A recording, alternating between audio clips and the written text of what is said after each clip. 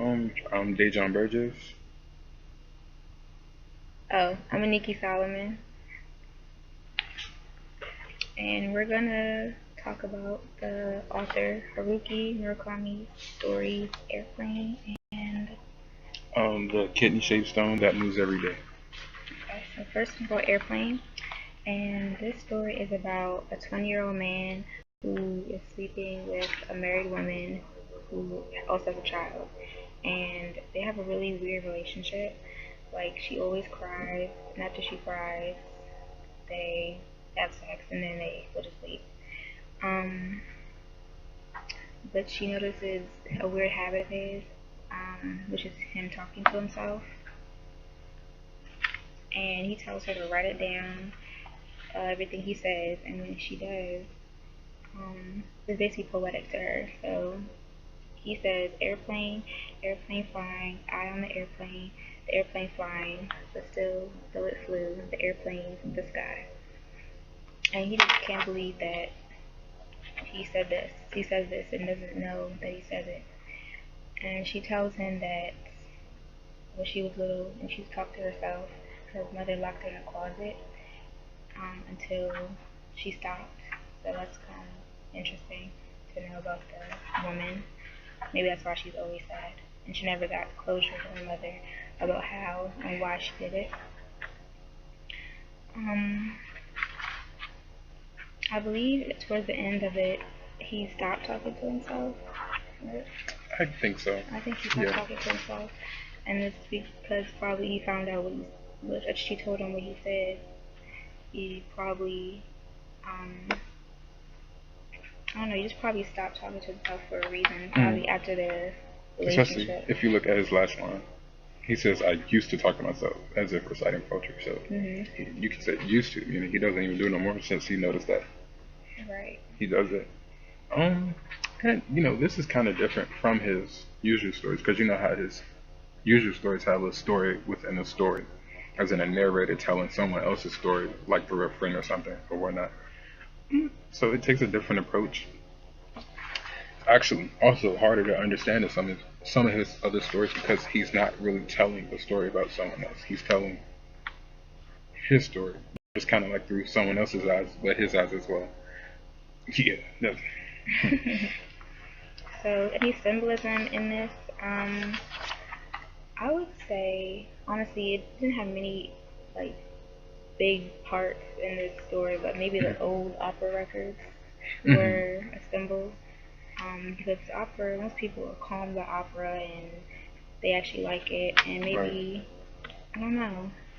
I think it's a symbolism. I can't really explain why, but I hmm think it's a symbolism in the And story. at the beginning, I think he took a liking to the opera records, which was kind of opera is kind of like poetry through singing, telling the story through Yeah. singing. So maybe that's why he spoke poetry to himself as well.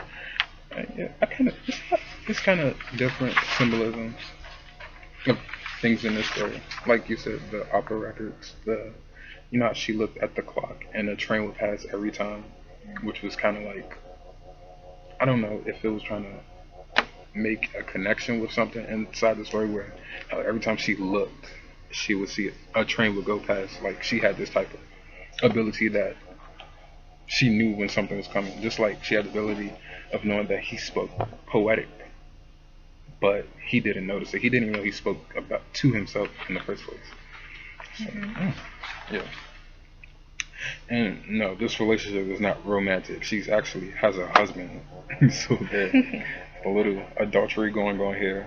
Um, and yeah, like in his other stories, the people in those relationships, they're kind of like, kind of, they want to be in those relationships. I think they like most of the stories we read in this class, they kind of want to be together. I don't know what you think, but what do you think? I think he might want to be with her, but she's already married, Mm-hmm. and I feel like she doesn't really love her life or like her life Right. because she's always crying. Mm-hmm. So, and they have a weird relationship, like I said. They just do stuff Right.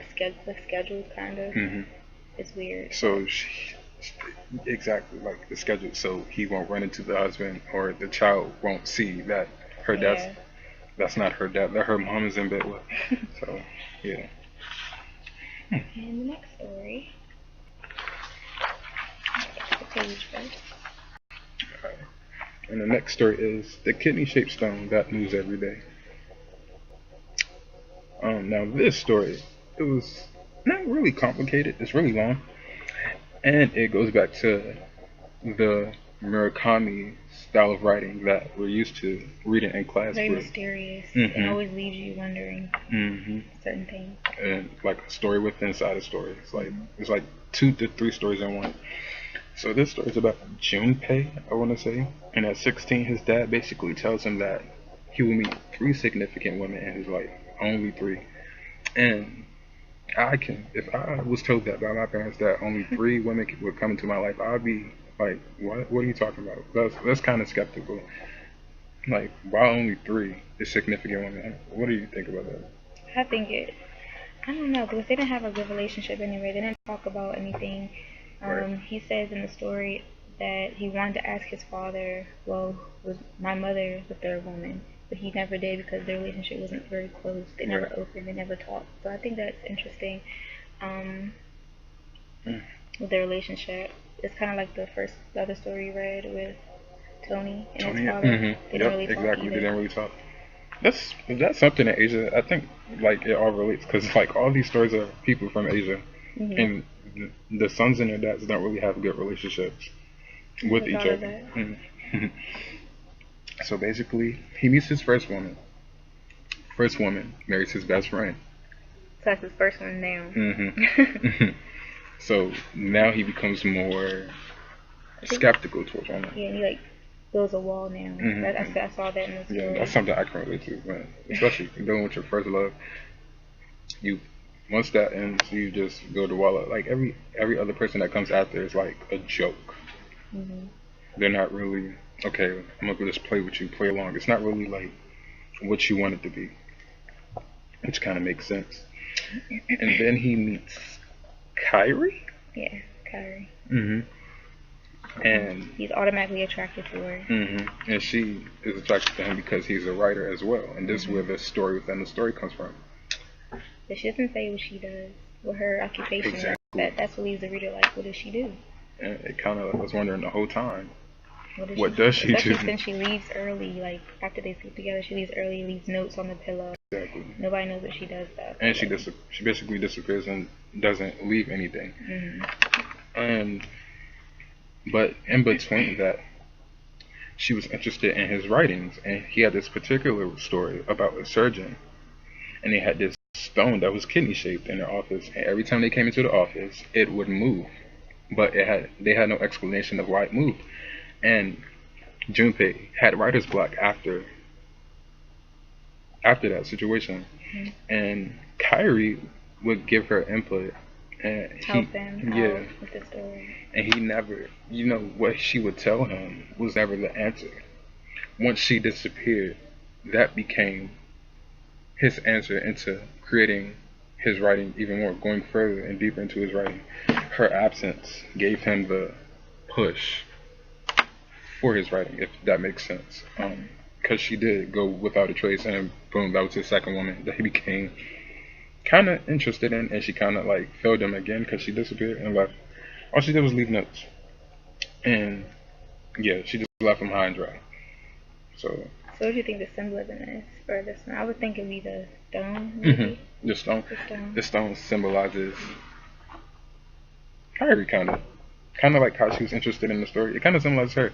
It moves, moves without question, and nobody knows why. Why does she leave? What does she do? She just leaves a whole bunch of questions in the story. It's like holes, and it keeps you wondering, how can you fill that void in this story? But I guess that's Murakami's way of writing, because he always does that. Yep. So that's it for Airplane and Kidney Stone. All right.